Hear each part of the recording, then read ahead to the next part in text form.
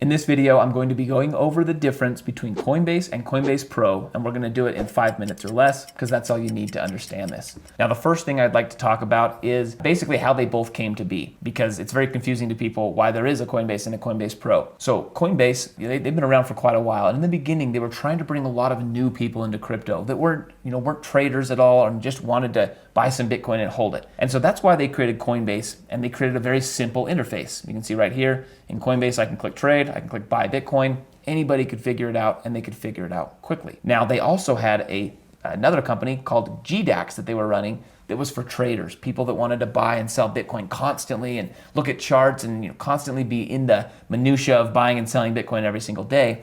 And it was much more complicated. And so that was GDAX, and they eventually decided to rebrand GDAX and turn it into Coinbase Pro. So it can be very confusing as to why they have the two, but that's kind of what happened. Is they were targeting two very different markets, and then they kind of brought them together just a few years ago. Now, one major thing you have to understand is that they are kind of still under one account. I use one email for both. I have one bank account that's linked to both of them. I can interchange money back and forth. They have the same security settings. They have the same authentication app. So in some ways, they're linked to each other. There's Coinbase and Coinbase Pro, but you kind of have both accounts under one. But there's some major differences. And the first one we kind of touched on.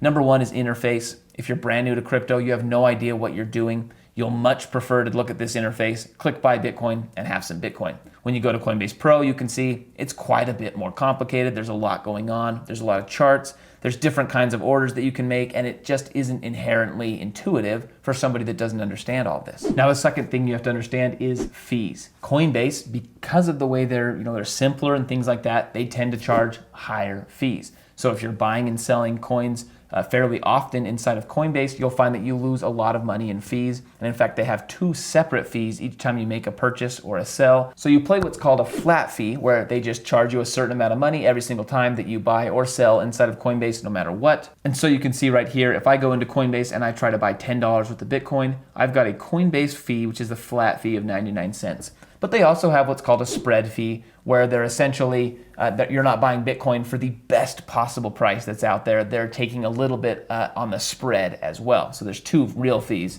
being deployed here. The next thing is order types. When you go into Coinbase, all you can do is click buy, right? You go here, you click, I want some Bitcoin. I want to pay with my bank account or PayPal, and then you click buy, and you buy it whatever the best price is right this instant. Now, if you go to Coinbase Pro, you can actually do what's called limit orders and stop orders. And what a limit order is I can go in here and I can say, I want you to buy, 1 Bitcoin. I wish I could buy 1 Bitcoin right now, but I only want you to buy 1 Bitcoin if the price of Bitcoin drops to $30,000. Okay, so I can set this limit order and say limit price, $30,000. And now that order is just gonna sit there and it's gonna hang out and see if Bitcoin ever drops that far. And so in this way, you can put in these lower orders and wait and see if Bitcoin takes a dip, and you can get Bitcoin at a cheaper price. And you can do the same thing on the sell side in Coinbase Pro, where you say sell at a limit. I want to sell 1 Bitcoin, but I only want to sell when Bitcoin reaches $100,000. Okay, so this is huge, and I would recommend that anyone that's here, that's watching this video, sign up for Coinbase Pro. You already have a Pro account, essentially. If you have a Coinbase account, you just need to go and get it set up, because now you can take advantage of these kinds of orders, and you can take advantage of big dips in Bitcoin and big spikes in Bitcoin if you're buying and selling, and you'll be able to save money in fees, because the fee structure tends to almost always be more favorable inside of Coinbase Pro. One last difference is APIs. You can see right here, Coinbase Pro has an API option, which means if you want to have a bot that trades for you, or there's a lot of reasons that someone would want an API, you're going to need Coinbase Pro to do that. All in all, as you get further into Bitcoin or crypto in general, you're going to want Coinbase Pro. It's got a lot more options. It tends to be built around people that take crypto seriously, and you'll find that eventually you'll probably need at least Coinbase Pro to really be interacting with the crypto markets. Now I'm gonna throw in one more thing. I'm gonna throw a link down below to what's called BlockFI, and BlockFi is actually where I store most of my crypto instead of Coinbase or Coinbase Pro.